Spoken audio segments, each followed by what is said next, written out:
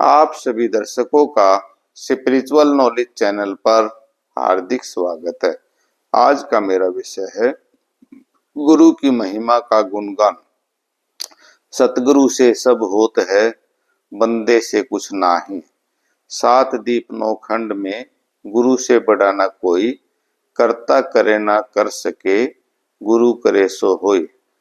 गुरु के बिना इस संसार में ना तो कोई बिगड़ी बात को बना सकता है और ना ही गुरु से बड़ा या गुरु के समान कोई दाता होता है, देने वाला।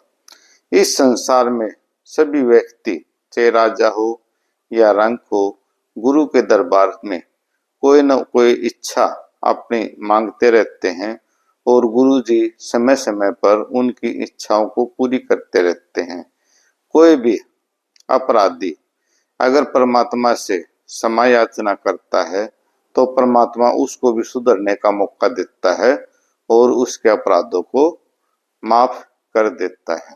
कहा गया है भाई जितने भी सुख हैं वो सारे गुरुओं के दिए हुए हैं और आदमी तो पापी है, पाप करते रहते हैं और गुरु और परमात्मा उनको बख्शते रहते हैं, माफ करते रहते हैं।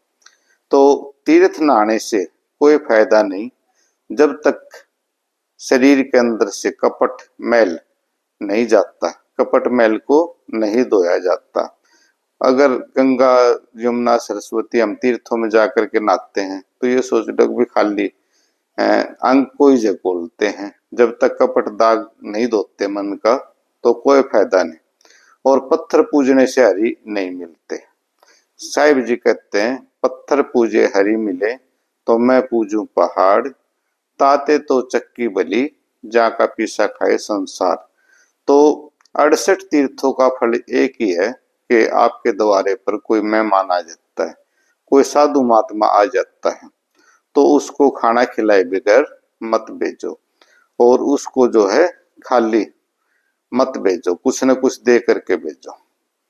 काठ की नाव होती है, बीच में लोहा होता है और वो लोहा भी जो है काट के सारे तैर जाता है। इसी प्रकार व्यक्ति भी अपने गुरु का नाम लेकर इस भव सागर से पार चला जाता है। ये संसार रूपी भव सागर, यहाँ से सारा संसार जो है स्थायी नहीं है भाई। सब लोग, कोई आ रहा है कोई जा रहा है।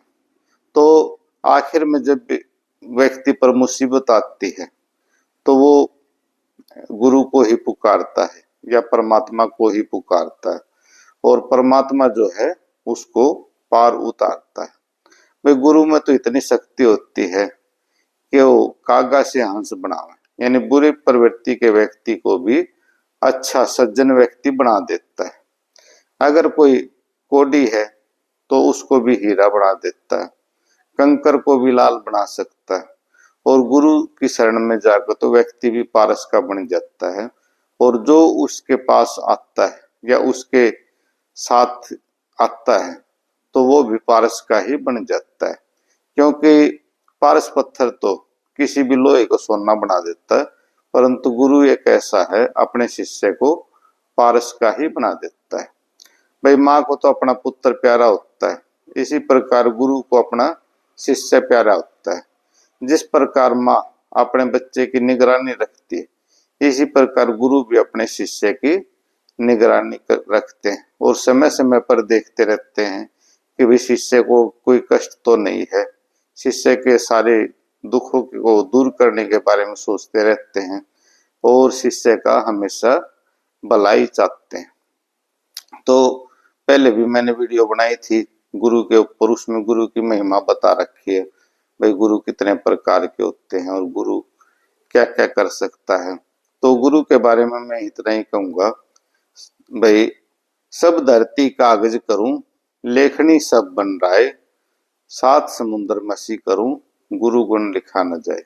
अगर मैं सारी धरती को कागज बना लूं, सारे वनों को काट करके उनकी कलम बना लूं और सारे समुद्र की स्याही बना लूं, तब भी गुरु की महिमा का गुणगान नहीं कर सकता। तो हमें जो है गुरु की शरण में जाना चाहिए, गुरु के आदेशों को मानना चाहिए और गुरु के कहे अनुसार करना चाहिए। अगर कुछ काम नहीं पता हो भाई, गुरु से पूछ लो या उस परमात्मा को समर्पित करते हुए चलो, तो तभी आपका उद्धार हो सकता है। बोलो साधो सत साहिब। वीडियो देखने के लिए आप सभी दर्शकों का बहुत बहुत धन्यवाद।